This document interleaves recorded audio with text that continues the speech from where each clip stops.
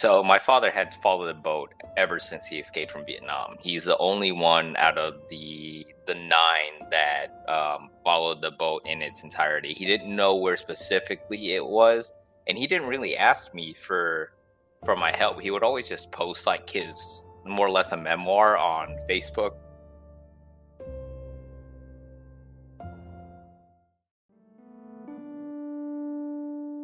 You're listening to Stories of the Vietnamese Boat People. Hi, I'm Tracey, Nguyễn, Mang, and welcome back.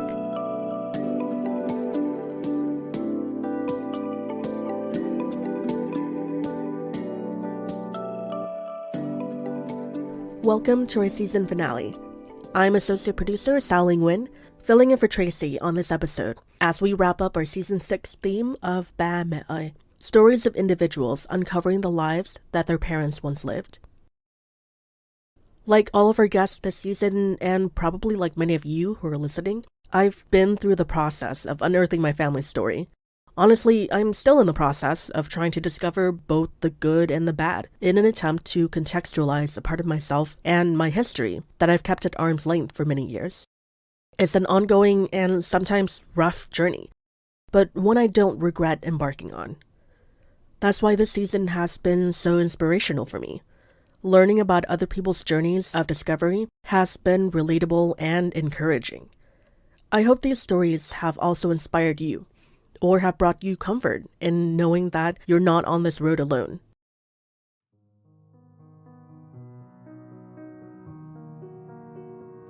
In September 1984, 9 Vietnamese refugees fled the country in a small sampan fishing boat.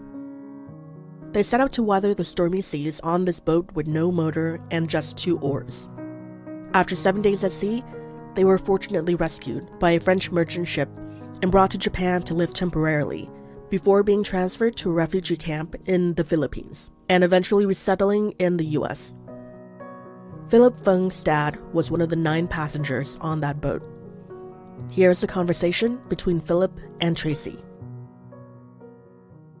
I was born in Orange County, California, in Little Saigon in Fountain Valley.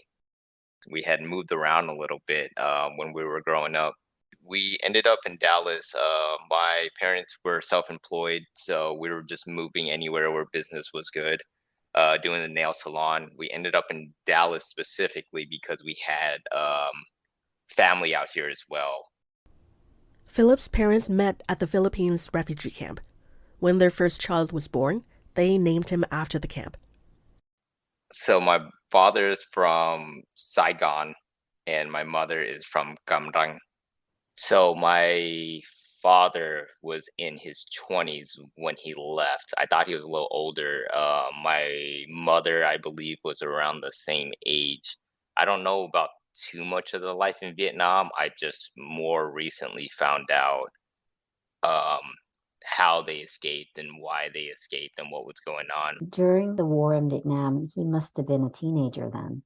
I believe he was 14 years old, and he was actually there during the Tet Offensive.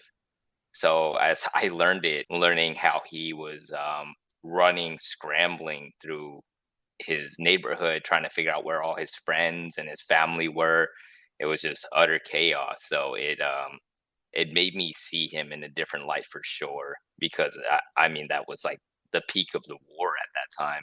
He was just scrambling house to house trying to figure out where all his friends and family were. He didn't really know what was going on at the time. Like, he kind of knew there was conflict and everything. I believe at that time he had already lost both of his parents, so it was just him and his siblings just trying to take care of each other. And did he tell you how his parents died? No, we haven't had too much discussion about that.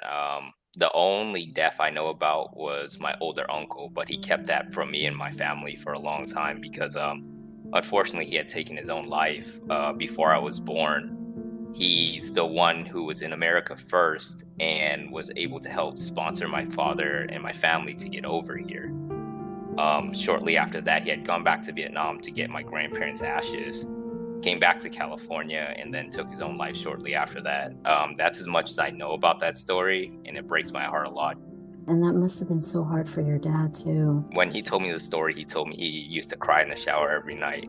And obviously, he didn't really discuss that with us. He just kind of kept it to himself. My mom's life, she lived out in the countryside, so it wasn't as chaotic as that. But the stories her and her sister told me as they were fleeing Vietnam was different from my father's, right? Because my father was on his own small little boat, little sampan boat, but she was a part of like one of the bigger refugee escapes. But just hearing the stories of like cannibalism on the larger boats and the women being scared of getting raped on the boat, it really opened my eyes to the hardships that the Vietnamese women had to endure through all this.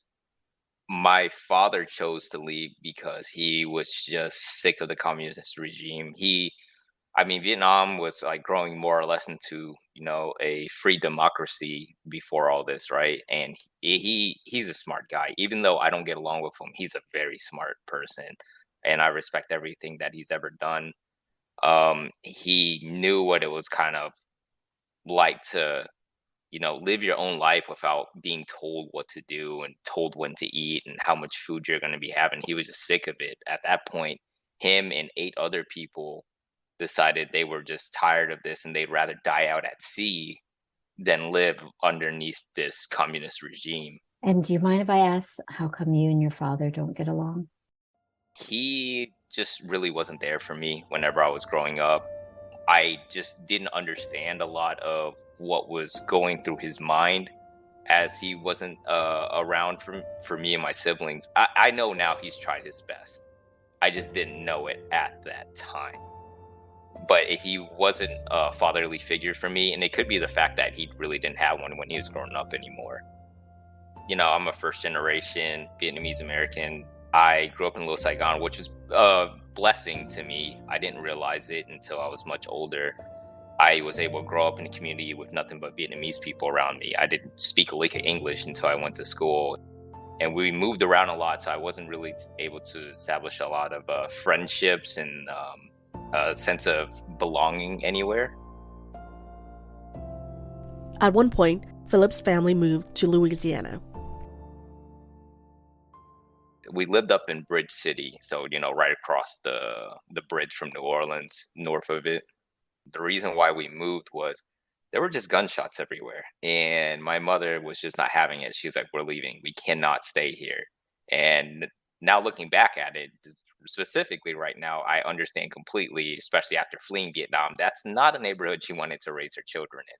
So after Louisiana, we had a short stop in Illinois and Chicago. We had some family up there. I'm not sure exactly who they were, but I just remember being up there for a few months. And after that, our next stop was Minnesota, Minneapolis. Or they decided to open up their own nail shop. I remember since I was the firstborn, I was a translator.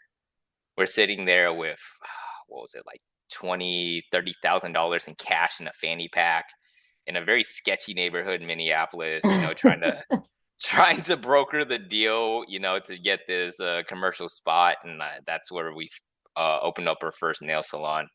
And it was actually very successful. I remember there was an article, Jesse Ventura was the governor, saying it was the best nail salon in Minneapolis. And after we sold it, it still was successful. It's still there to this day. The culture I identify with the most is pretty much the city and the projects. Vietnamese people, especially with the way my family was, we didn't have a lot of money coming over here being sponsored. So we're just picking the areas that we could afford. And unfortunately, they weren't the best areas. So after I moved around, most of my friends I grew up with were Black. And they became less and less Vietnamese oriented. I would only speak Vietnamese at home, so that's where I felt the most Vietnamese. I just had to raise my little brother and sister, which irritated me to an extent, but it also prepared me to become a parent.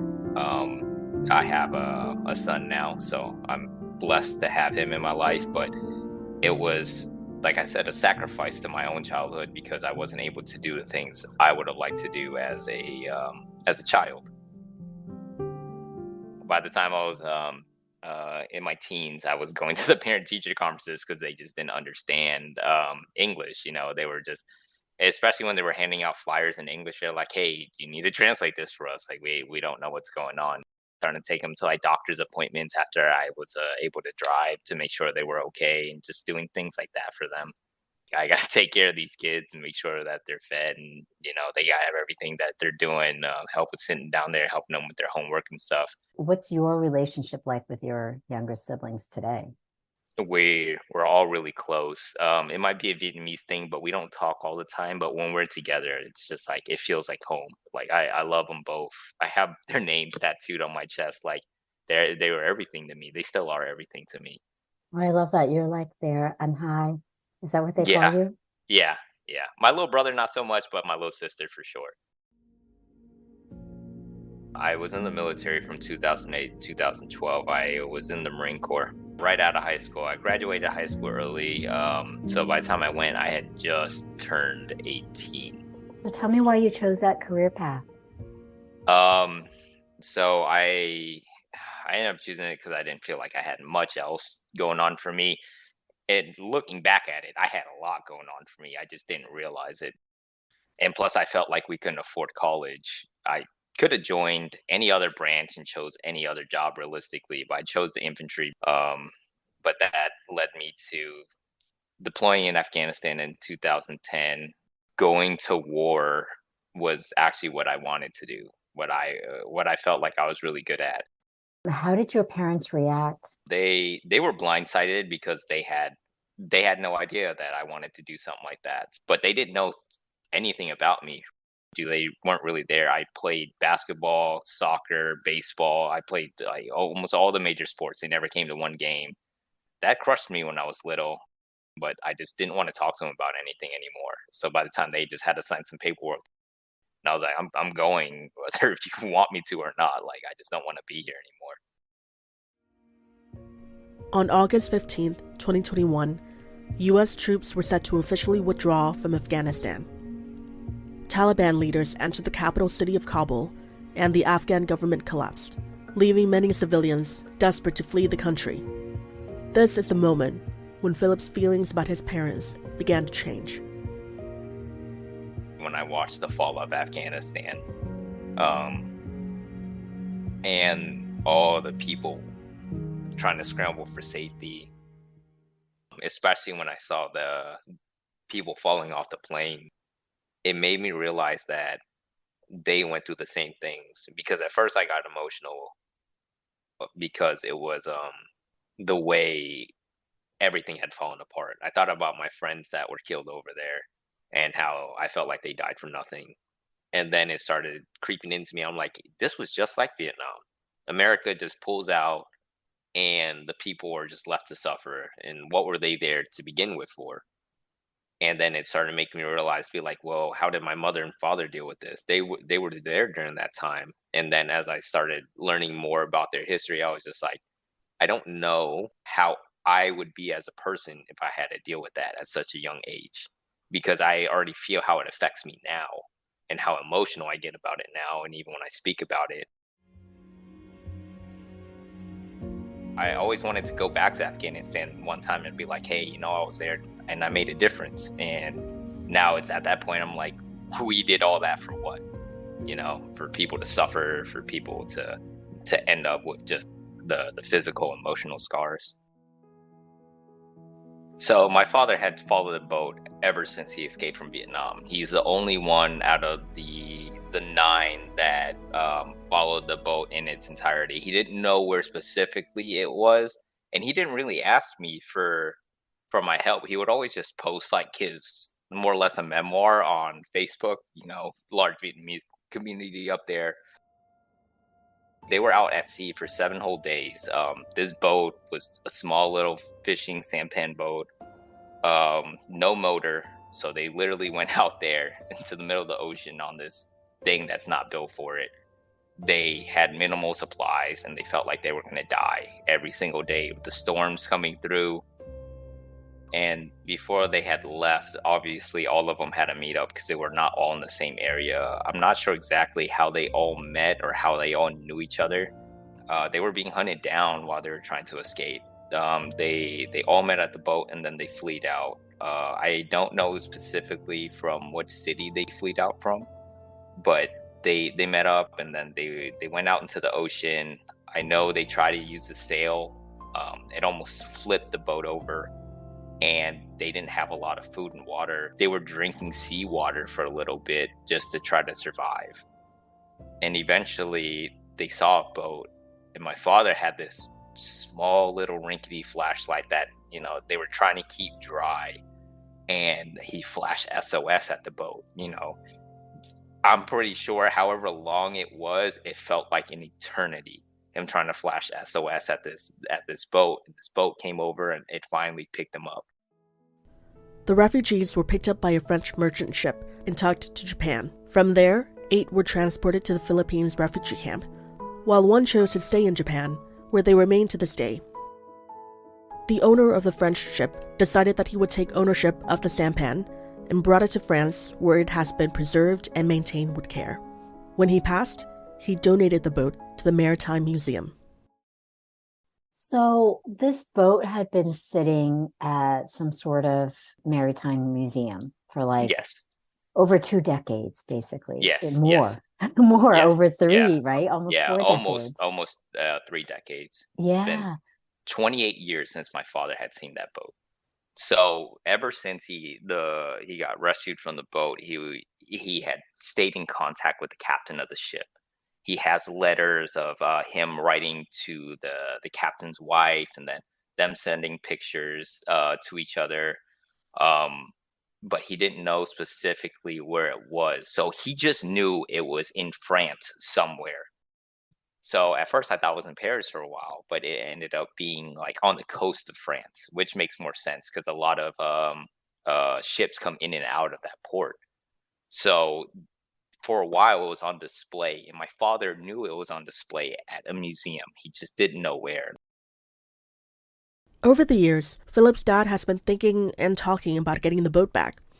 In 2020, during the COVID-19 pandemic, his Facebook posts about his harrowing escape from Vietnam and his search for the boat caught the attention of the president of the Vietnamese Heritage Museum in California, who then contacted him to ask about the boat and offered to help find it and bring it to the museum in the United States for the Vietnamese community.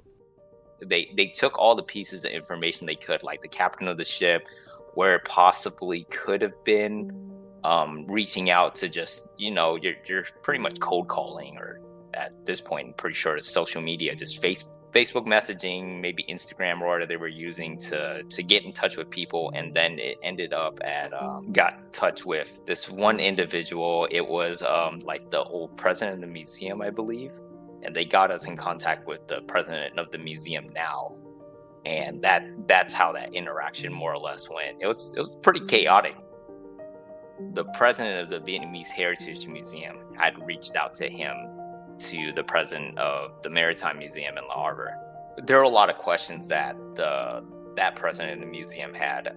He was just like, who are you? Why do you want this boat? They had got requests before for other people to buy the boat. Most of the boats in the world were destroyed, especially the way communism is. They didn't want that story getting spread out, and how people escaped and how bad it was. So they would actually purchase it and destroy it. In November of 2022, representatives of the Vietnamese Heritage Museum, based in Garden Grove, California, traveled to France to sign an agreement to receive the 23-foot-long by 7-foot-wide Sampan boat. And when the stories aligned, he was like, I will absolutely let you guys have this boat. I remember when we got it, he put his hand on my father's boat. He was like, it's yours. He's like, it belongs to you. Philip's dad reached out and asked Philip to help him get the boat back. The cost of receiving and transporting the Sampan from France to the port of Long Beach, California, and ultimately to Orange County, California, would cost close to $90,000. But it wasn't just the cost that was daunting.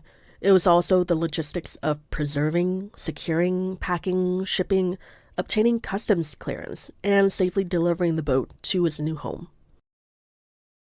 We had to raise funds for it. I was just like, I will do everything in my power because I've shipped stuff internationally before, being in the military and then also being with Amazon, just to know how that works, right? It's not a super complicated things, but if there are things that you miss, that's how things get lost. And this is not one thing I wanted to be lost. And obviously, this is a historical piece, so I wanted to make sure that it was going to get back correctly, making sure all the documents were signed.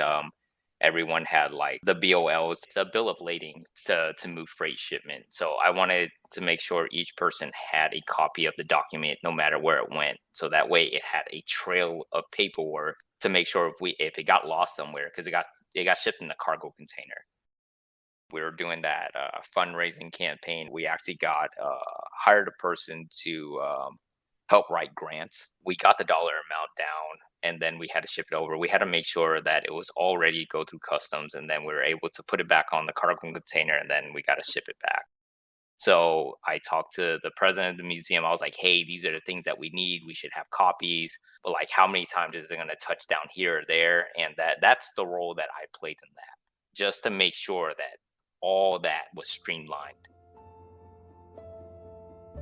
I fortunately got to meet them because they all survived. At the boat reveal ceremony at the Vietnamese Heritage Museum, some of them got to fly out. One flew out from Japan because he had stayed there. One family flew out from Australia, just the children, the people that were on the boat and didn't get to make it. And then some people from around the US. This Sampan boat is the only one in the world that actually has a story still tied to it. I think there are 2 other ones, but they're just boats. They don't know who is on it. It just has a representation. This is the only boat in the world that actually still has people tied to it. So to me, at least, in my opinion, I think it's a real big deal for the Vietnamese people to see it. There's families that still remember this, and now the children are starting to learn about it too. The president of the museum had actually asked me to give the speech. I actually ended up wearing my uniform to it. My speech revolved on just us as Vietnamese people trying to communicate with each other. I've always struggled, just trying to figure out like how American am I and how Vietnamese am I? It's 2 different balances. You're not just focused on one thing. Kind of listening to your childhood experiences, do you think it's influenced you as a parent today? I don't want to be like how my parents were with me. I want to be there for him, and I want him to know that I'm always going to be there for him, because I'm not saying that they weren't there for me, but it just felt like they weren't. I'm not so mad at them anymore because I'm like, they were just trying to do their best. I don't know how I would be able to do it if I was in their shoes. So there's been a lot of forgiveness and just trying to understand more.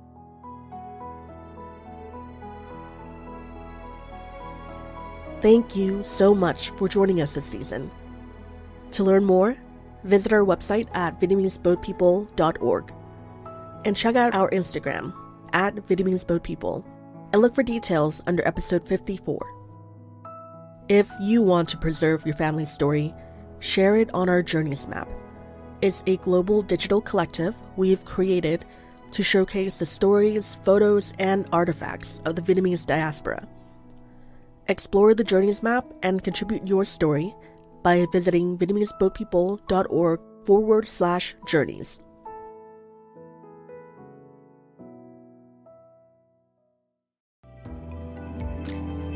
I'm Tracey Nguyễn Mang, and thank you for listening.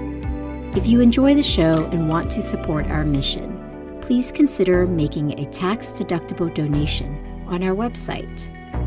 Your support helps independent shows like ours continue to amplify stories from our community. And please take a moment to rate us and provide us feedback wherever you listen to the podcast.